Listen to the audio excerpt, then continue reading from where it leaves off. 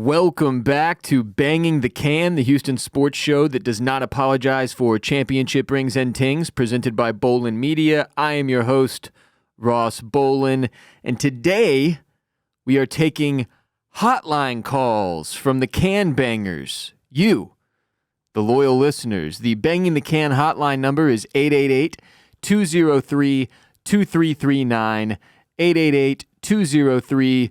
2339. You have a 2-minute limit. The hotline cuts you off at the 2-minute mark. So be succinct. Give us your name and your area of Houston if you would like. Share your take or question and hang up the phone. That's how it works. If your call is good enough, I will feature it here on the show and respond to it. Again, 888-203-2339. Now let's get into this week's calls. Here is our first. Hey, Ross, this is Zach. I wanted to discuss kind of the whole JV trade and how people are complaining that we gave up like our two biggest prospects. So I want to look at it from this point of view, right? You have basically your whole core locked up for this year and next year for the most part, right? And then after next year, you have Altuve and Bregman that come due, and either you have to re-sign them or find a replacement for them. Most likely they're going to re-sign those guys to short-term deals. I don't see either one leaving. And then you have a whole another year, and then you have Kyle Tucker that you're going to have to re-sign, right? So this year you don't have to worry about anything. Next year you don't have to worry about anything. Okay? If you look at like Drew Gilbert, he's probably going to come up to the major leagues somewhere within these like 1.5 seasons that we have here where we don't have to worry about the farm.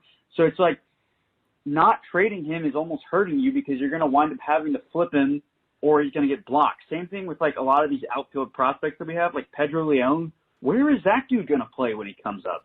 So it's like people complaining that trading these prospects is a bad thing. I just don't get it because you have this whole season and a half where even if you had good farm people coming up, you can't do anything with them anyway. So you have a whole 2 years to replenish that farm system if you want to.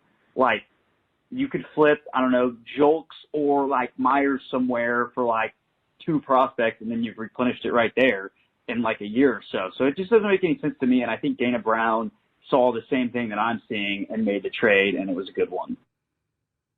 Yeah, Zach, great call. Great take. You are exactly correct.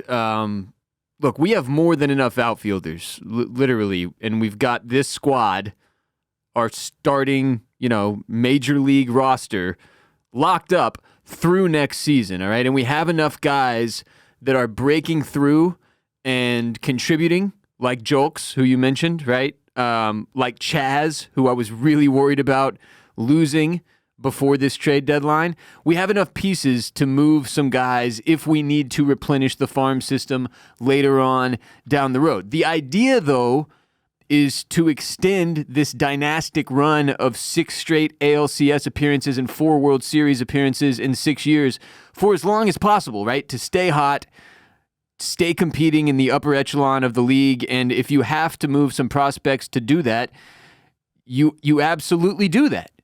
Which is why Dana Brown did that, on top of the fact that we only had to sacrifice 2 prospects that might not even pan out as contributors on the major league level. We got a ton of money back from the Mets that makes Justin Verlander's contract much less painful, right? If your concern was Verlander's age or his postseason appearances in 2022, like, the money that the Mets are paying us is supposed to offset some of that. There's a reason Jim Crane didn't give Verlander the contract that he wanted. Well, the Mets did. Now they're footing the bill, and we get the guy back. It's basically like Justin Verlander went away to summer camp, okay, or went on vacation for 8 months. You could look at it that way. He went to vacation in New York, okay, and now he's back home. And we don't have to pay him, and he still gets paid. It's like I genuinely cannot for the life of me understand why people are complaining.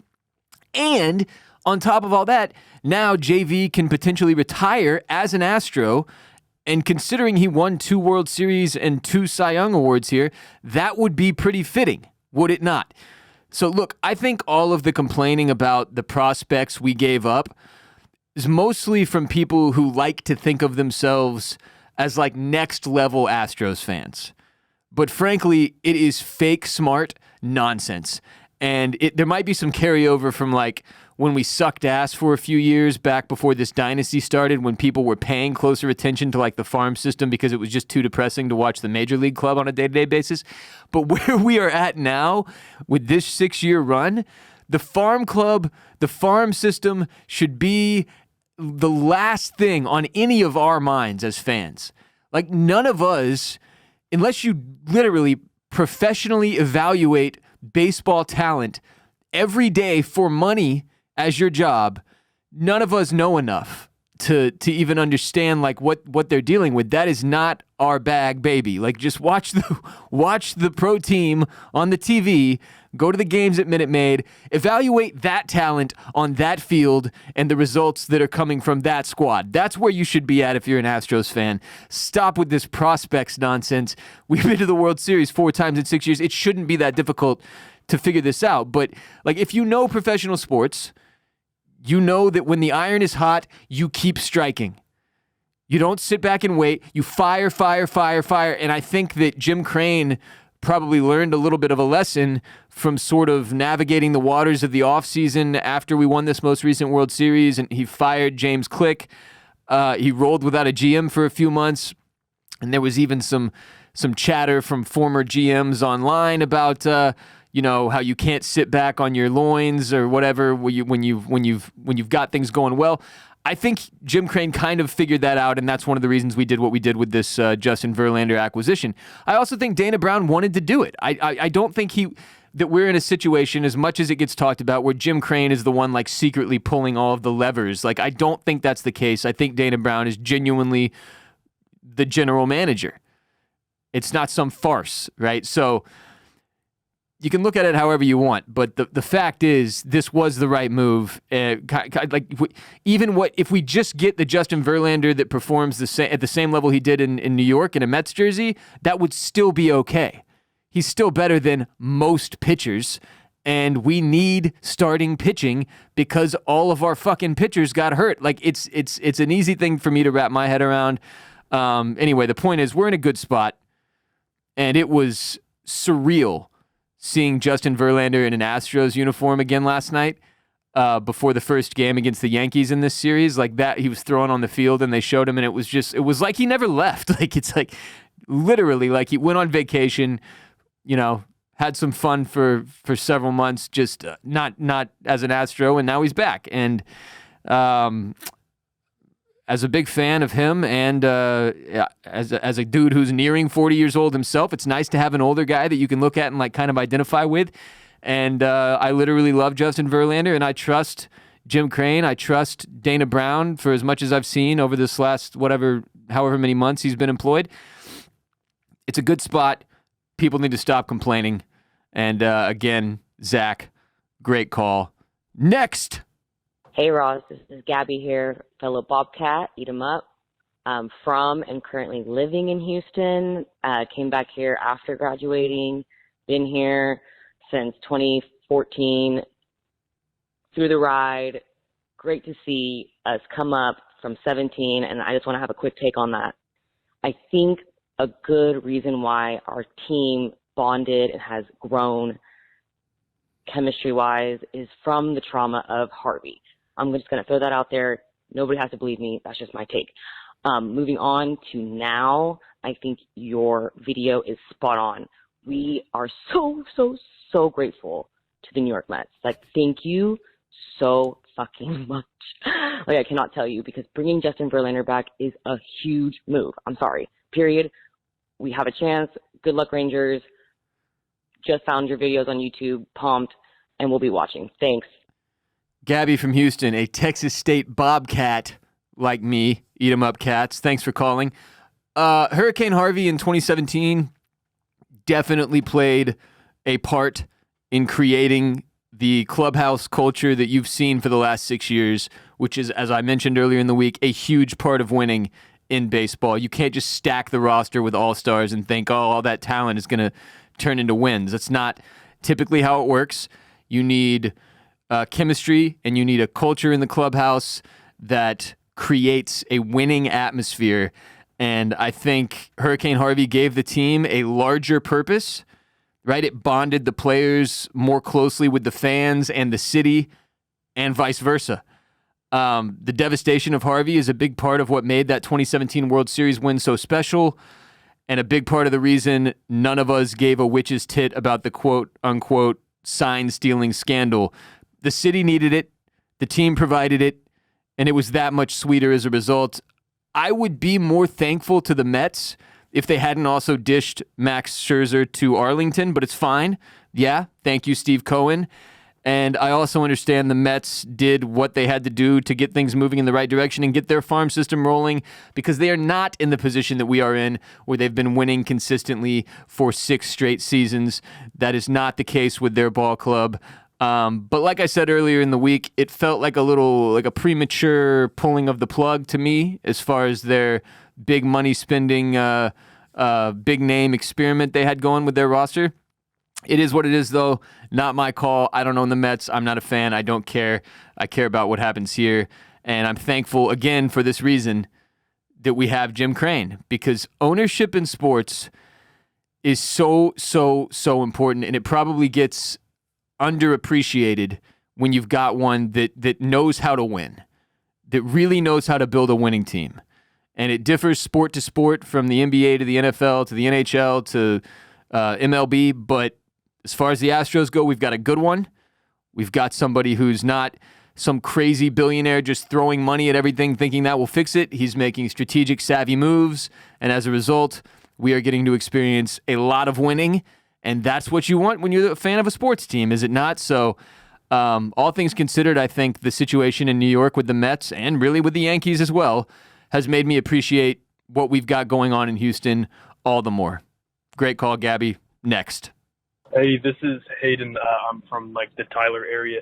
Just give me a call. I wanted your 2 takes on 2 subjects.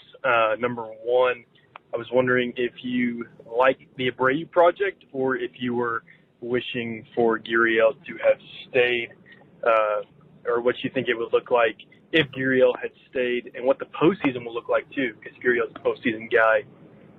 And then number 2, if you think we will ever see Michael Brantley return to good form in Astros jersey, or if things are kind of done for him in this stage of his career. Thanks. Okay, Hayden from the Tyler area. I can't give you a call. I mean, I technically could. I do have your number when you call the hotline, but I'm not. I will provide you with responses to your take here on the show. Do I like the Abreu project, or do I wish we still had Yuli Gurriel? Look, obviously the first few months of the season, it was easy to say signing Jose Abreu was a mistake, and then we should have gotten Yuli back on board. All things considered, though, I think Jose Abreu is going to pay off when it comes to his offense and what he provides with his bat, particularly down the home stretch into the postseason, into October. I've seen flashes from the guy that I really, really like. He seems to have been able to keep his head up and keep his attitude where it needs to be, even when he was god-awful at the beginning of the season. The one thing that I think all Astros fans can agree on right now is that we hope his defense at first base gets a little bit better. He's been kind of a sloppy mess out there at first base. A lot of drop. He's not dropping a lot of balls thrown to him. I'll say that. He's dropping shit that's hit to him, and he's missing pretty routine first baseman defensive plays on a fairly regular basis over the past month, especially. It's become kind of a glaring error. We're not used to seeing defensive mistakes as Astros fans. Our infield in particular, but really the outfield too, has been stellar over this 6-year stretch. I think that's a big thing that sometimes gets swept under the rug when we think about the Astros and their winning ways during this 6-year stretch. But the defense has been huge. Pitching, we always think about, right? But it gets easy to forget about how good throughout this 6-year stretch that our defense has been, how amazing the infield has been, right? I mean, when you've got Bregman at third, Correa at short, Altuve at second, that was a lot of defense. And when we switched out Correa with Pena, we didn't really lose a step there. I mean, Pena's had his sort of ups and downs on the offensive side of the ball, but like defensively, he's really, really solid. Dubon was solid, stepping in for Altuve at second base. The only place we've got kind of a glaring, bit of doubt right now, I would say, is with first base and with Abreu, which Yuli was always sturdy at first base. So I do miss him for that reason. I still understand why they did what they did and thinking that they could bring in a bat that would more consistently produce, not just in the postseason, but in the regular season. It didn't really pan out the way they wanted it to, obviously, with the first few months being really, really a rocky road. But where he's at now, consistent RBIs, hitting some home runs. He's got pop back in his swing, and he looks focused. Now, he's just one of those guys that when he strikes out, when he misses, it looks bad. Like, you know what I mean? There's just some guys, when they swing and they miss, you're like, holy shit, does he even know where the ball is? And he's one of those guys. Jake Myers is another one of those guys where when he's off, you're just like, wow, dude, maybe you should do something else for a living. And I think that's just like coaching from the couch, right? Again, we don't see what these dudes do in practice. We don't see what Dana Brown sees. We don't see what our front office sees. We don't know the same things they know. And so it makes it easier for us to talk about these things in passing, but we don't have I don't have a clue, man. But all things, I love Yuli Gurriel. He's a legend forever. If you ask me if I would prefer we have him on the team, of course I would. But does that mean, do I want him on the team at the expense of Jose Abreu? I really don't know. Ask me that question after the postseason, right? Like, let's wait and see. Let's not be the Mets and try to judge things halfway through or whatever. There's 50-plus games left. Let Jose Abreu do his thing. I don't think he'll continue to struggle defensively the way he has the past couple weeks for the rest of the season. It feels like a hiccup more than anything. I think like he has the fundamentals. The dude's been a pro for a while. So we're just going to have to wait and see how that one shakes out. It's one of the few decisions from this past offseason that I think is kind of still up in the air, that in Montero, right? Seeing how Montero produces longer term. It's tough to judge just based on what we've seen so far. Do I think we'll see Michael Brantley return to good form in an Astros jersey? Unless you've got a crystal ball and you can see the future, none of us know the answer to this. It's been a weird situation with Brantley. Hopefully, like best case scenario is they get him healthy, right? And they've got another veteran leader that can provide some offense. He's good with his bat. On top of that, like if we continue to have issues with Abreu at first base, Brantley can play first base. I mean, I don't see why they wouldn't at least try that out. It's also one of those things where you don't really want to switch it up that much in the middle of a season. It can throw off the chemistry that we have so much of. It's a difficult situation with Brantley, but it happens, man. Especially with aging players. It happens. Sometimes it's difficult to keep guys healthy if they've got lingering issues or they keep getting unlucky. Is a big part of it too. Like Lance McCullers Jr., that's a lot of bad luck and misfortune as far as staying healthy. And just like Yuli Gurriel, I love Michael Brantley. I think he's, one of the guys that all real Astros fans have fallen in love with over the years. We respect him a lot. Uncle Mike is the man. And the upside to him, to Brantley, is that even when he's not playing, he sort of functions as another coach in the dugout, right? So it's hard to be upset about the Brantley signing. I hope he can get out. When you look at our lineup right now, when you look at our batting lineup, there are not very many holes, right? You've got Jake Myers and Maldonado, and that's it. That's it. Those two guys right there are the only offensive concerns that we have. And if Brantley can get healthy and produce, man, that just makes us even more dangerous, and obviously we're all rooting for that. So we'll see what happens as far as Jose Abreu for the rest of the season. We'll see if Brantley can get healthy and how he contributes, if he does, and that'll be that. Next call. Hey, Ross. TSM book owner Ian out of Charlotte, North Carolina. I pretty much only follow the Astros through you, so give me a season update outside of the Verlander trade. How are you looking going into the rest of the season, approaching hoping another World Series? Thanks. Love you. Ian from North Carolina, who follows the Astros exclusively through me. That is an interesting way to operate. He wants an update on how we're looking so far this season. Yeah, it has been an injury-plagued shitstorm. We lost 3 starting pitchers to injury. Luis Garcia for the year, Lance McCullers Jr. for the year, Jose Urquidy for several months. Altuve missed the beginning of the season with a broken thumb after the World Baseball Classic. Yordan Alvarez has been in and out of the lineup with health issues. And we are still right there in the hunt for the division lead, which I suspect we will have for sure by the end of next week. That's my feel for it. We've got a tough stretch ahead of us, but your question about what the team looks like going into this last 50 games and what my hopes are for the postseason. Look, when I watch this team day in and day out, and like I just said in response to our last call, when I look at our lineup, when I look at the defense, there are not a lot of holes. We've had, frankly, really bad luck this season as far as health goes and injuries, and we are still right there. I don't think anybody wants to play us in the playoffs. If we get in there, if we win the division, or if we slide in with a wild card even, nobody is looking at this Astros team chomping at the bit to get us in a series. That's not a thing. I promise you it's not a thing. Especially when you consider the success the team has had over the last 6 years.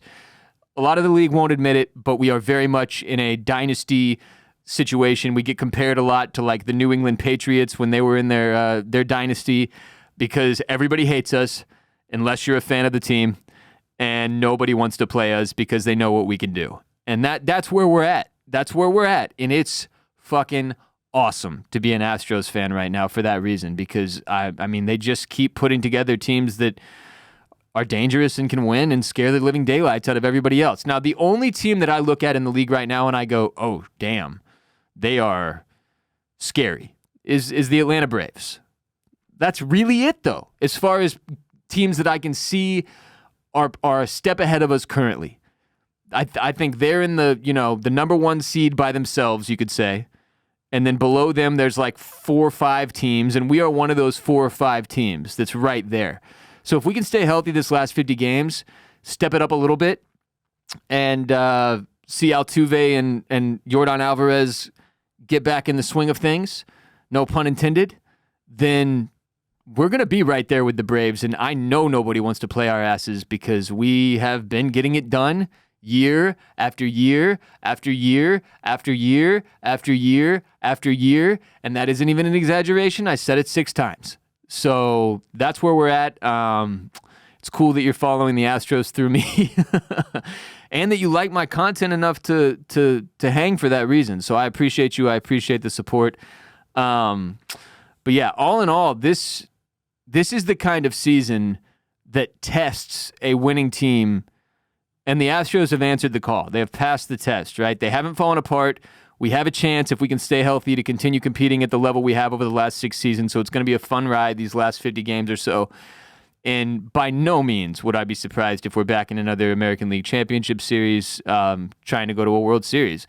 But as everybody who's a baseball fan knows, it really depends on the momentum you take into October. You can't get hot too early, and you can't burn out, and you can't go in cold. And, I mean, you need to have the timing right as far as everybody clicking. So that's what you have to pray for this last 50 games, that we don't blow our wad prematurely, if you will. You got to save it for when it matters. And that's why even if the Rangers continue to play really well, which they have, you got to give the Rangers credit. Those dudes swing the bat. They put the bat on the ball. They can hit.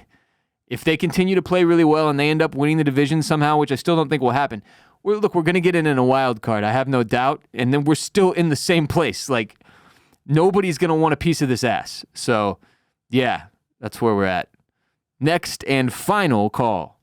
Yeah, this is Thomas Young from Houston, downtown. I have a pretty controversial take in the eyes of most Astros fans. I think that the Astros should test the waters on Alex Bregman.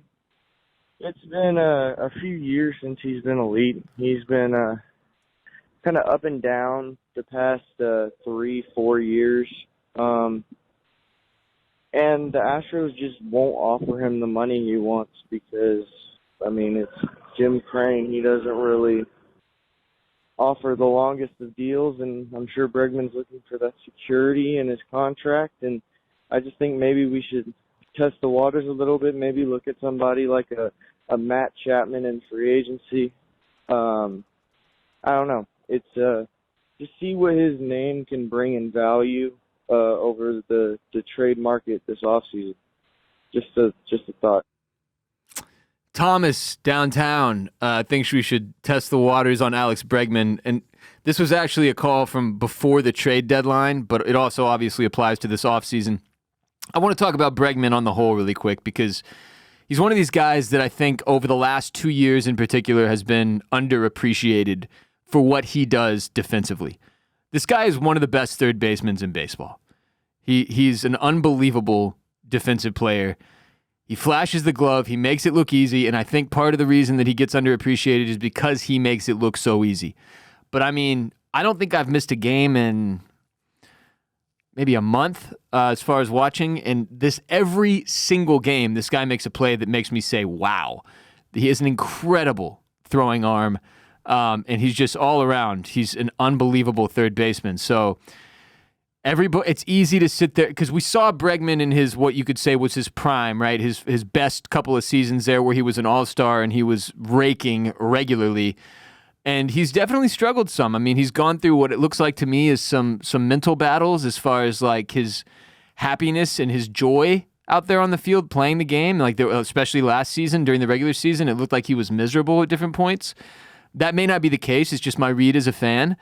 And I think the situation we're in, look, he's on a 5-year, $100 million contract, okay? So, like, just to be frank, Bregman never has to worry about money ever again in his life. I think because he's so good at third base, I think because he's such a crucial part of our core that has carried us through this dynasty-building run, and I think because his veteran leadership, I imagine Jim Crane is going to try to figure out a way to get Bregman to stay on board after next season. His contract ends after the 2024 season. I suspect Alex Bregman will be at least open to a Jim Crane contract when he's up for one after next season. What I mean by that is a shorter-term deal. Everybody wants to go get a 10-year deal. But unless you've been on fire, you hit the market, and what you find is that, oh my God, nobody wants to give me that. I mean, you look at the way things went with Carlos Correa, it can get messy out there. And I think that probably will stick in Bregman's mind as well. The way things went with Carlos where he tried to go out and get the bag, and he got the bag. Don't twist it. Like, don't get it twisted. He definitely got the bag. But Bregman strikes me as a dude who knows when he's got a good thing, and he's got a great thing here in Houston, and he's beloved. He is still defensively at the top of his game. There's no doubt about that. He's been hitting okay, right? He's not great, right? He's not an all-star, right? But he's hitting okay. It's like, I mean, he's not a top 4 or 5 guy with a bat in his hand anymore as far as our lineup goes. And that's okay. That's okay. I mean, with how good he is at third base, it's perfectly fine, frankly. So I think we all ask a little bit less of Alex Bregman. That's what it should be, because like when it comes time, when playoff time rolls around, that's when I care what Bregman does with the bat in his hand. And we'll obviously have to wait and see. But like, it's not like he was a problem in the World Series run last year. He's really never been a problem. He's had ups and downs as a hitter, like every hitter does. But he's just kind of fallen to be more of an average stick, right? Still a great glove. So there's not going to be a single Astros fan who doesn't want to see Bregman spend his whole career in Houston. We all want the same thing. The only scenario I can see where Bregman moves on is if he catches fucking fire over the next season and a half, and then he can go out and get some 10-year deal. I don't think that is going to happen the way that would require.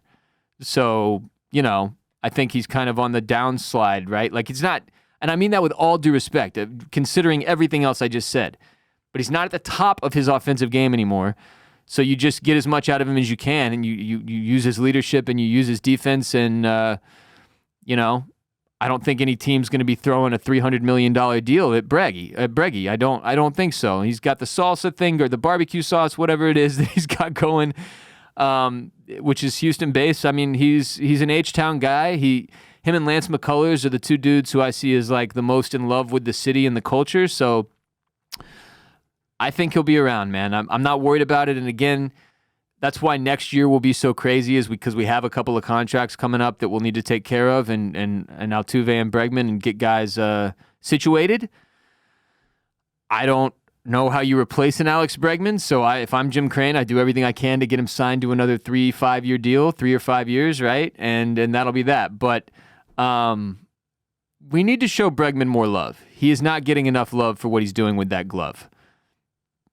And that's all I have to say about Bregman. One thing about Houston that you better make peace with if you want to survive: it is very, very hot in the summer, and if you don't dress accordingly, you will die accordingly. Fortunately, Bird Dogs will have you looking good and feeling good all summer long in the most comfortable and versatile shorts, pants, and bathing suits in the entire world. Today's episode is brought to you by Bird Dogs. I have been wearing Bird Dogs for several years now. I'm wearing a pair right now as we speak. They cannot be beaten. I wear them to sleep. I wear them to do yard work, to work out, to go swimming. I wear them to do everything. They look great. They fit great. They feel great. They're insanely comfortable, and they come in a ton of different styles and designs, all with funny names like the Art Fart Knockers, Duffy the Vampire Slayers, Uncle Bucks, Teddy Rubskins, Forest Pumps, Marco Pool Boys, Zero Dark 30s, and Tightwads. I've got an entire drawer in my dresser filled solely with Bird Dogs, like 20 pairs in there. So if you want to look like money while you're working in the yard or swimming at the pool this summer or just battling that Houston heat, Bird Dogs are the move, friend. Their pants are great for the golf course or the office or going out to dinner or hitting the bars and taking in those summer nights. You're going to look sharp, but you'll feel even sharper, and nobody will even know how comfortable you are. Also, now they've got great-looking polo shirts that are just as comfortable as the shorts. I got mine in the mail 2 days ago. Click on the link in the description below this episode to go to birddogs.com/BTC and enter code BTC at checkout. They will throw in a free Bird Dogs tech hat with every order. I got my hat with my last order. Been wearing it. Word on the episode earlier this week. It's phenomenal. It's beautiful. Perfect hat. birddogs.com/BTC, code BTC to get that free hat with your order. One more time, birddogs.com/BTC, code BTC. Now, the Astros are in the midst of a big 4-game series on the road against the hated New York Yankees, which have really, even as I was watching the game last night, we dropped game 1 last night, which wasn't ideal, but frankly, when you watch Astros versus Yankees games now, there's this feeling of like a big brother, little brother situation that is just chef's kiss. It's glorious, chef. It really, really is. Like, you can see it in the eyes of the fans. Like, and look, as a Houston sports fan, we know how this feels, right? Like with the Texans, when we would go up against like the Patriots or the Chiefs in the playoffs, it was like, oh, we're going to get absolutely smoked. And we knew it. We knew it. Going into those games, we're fucked. We got no chance. These dudes own us. That is literally what you see on the faces of the Yankees fans when the Astros roll into town. And it's hysterical, man. Like, it makes me proud because of all the other stuff we've discussed on this episode, this team, what they've built over this 6-year stretch. I mean, we've beaten these people down to the point that they don't even have the passion anymore. I mean, even winning that game, you could see they were just like, fuck it, we'll probably lose the next 3. And they might. They very well might. When we swept them last offseason was like the backbreaker. That was the straw that broke the camel's back as far as like there's just defeat in the eyes of all Yankees fans when the Houston Astros roll into town. We got to win the series. That goes without saying. We're in a situation right now where after the Yankees series, we play Baltimore, right? The Orioles are hotter than they've been in fucking, I don't even know how many years. But the Orioles are for real. They're not to be taken lightly. So we go Yankees, who are very beatable, and we need to take these next 3 games, but at least 2 of them. Then we go Orioles, and we have to at least split that series. And then we've got the Angels in a 3-game series. So this is a really, really important stretch because the Rangers in Arlington are going to continue playing slapdick teams for the next few weeks. Their schedule is ridiculous. I don't know how they ended up with this thing, but they're not playing anybody that's not beatable while we're playing the Yankees, and then the Orioles, and then the Angels. So we've got to perform. We have got to get it done while we have the chance here against some of the tougher teams in baseball to prove ourselves, right? Get the confidence up as high as it could possibly be rolling into this last 50 games, and to make sure we either stay right there with the Rangers or, preferably, obviously, jump in front of them for the division lead. Oh, my God. Siri, what are you doing? She's yelling at me in the middle. I'm trying to do a show here. Fucking AI taking over the world. But, yeah, so big stretch.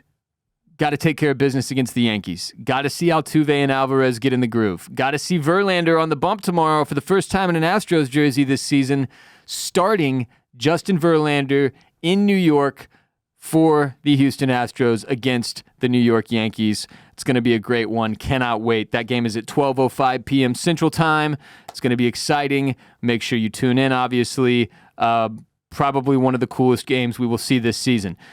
The hotline number again is 888-203-2339. Y'all keep the calls coming in. I will keep doing hotline episodes. 888-203-2339. I'll put it in the description of this episode as well. Save it to your phone. When you're watching the game, if you've got a take or the game ends or you're at the game or you're thinking about the Astros and you got a question or a take, call the hotline, share it. If your shit is good, I will play it on the show and respond to it. That will do it for today's show. But remember, every episode of Banging the Can is available on youtube.com/@bangingthecan. I appreciate those of you who have subscribed already. It means a lot. If you would rather watch instead of just listening, go to youtube.com/@bangingthecan and subscribe. Frankly, even if you don't want to watch and you want to help out the show and support us, go to youtube.com/@bangingthecan. I would appreciate you taking the time to subscribe on YouTube so we can continue to grow. On that note, please share the most unapologetic Houston sports show in existence with your Houston sports friends and family. You're in Houston, you got friends, you got family, share the most recent video with them. If you see a clip on social media that you agree with or your idiot friend has been complaining about the prospects we gave up for Verlander, send them my stuff, send them Banging the Can, share the show, help us grow. The bigger we get, the cooler and bigger things I can do. So I appreciate you. And also support our sponsors this week. Obviously, we had Bird Dogs. Click on the link in the description below to go to birddogs.com/BTC. Enter code BTC at checkout. Get that free Bird Dogs tech hat with every order.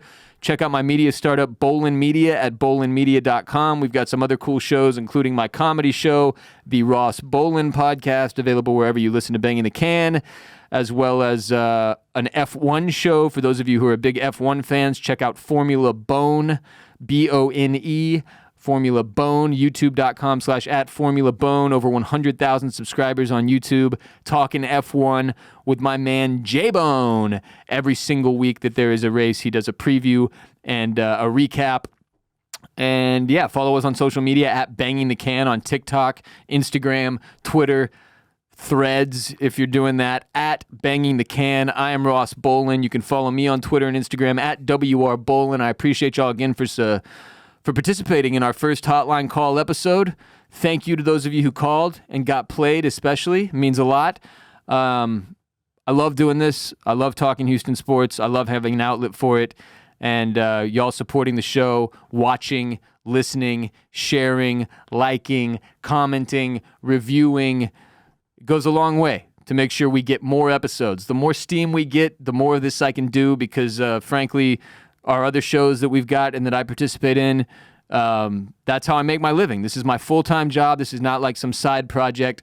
And Banging the Can has kind of been like a passion project of mine because I just needed somewhere to talk Houston sports. But if we can get it making real money, then I can actually take out some of the other stuff I'm doing and do this instead.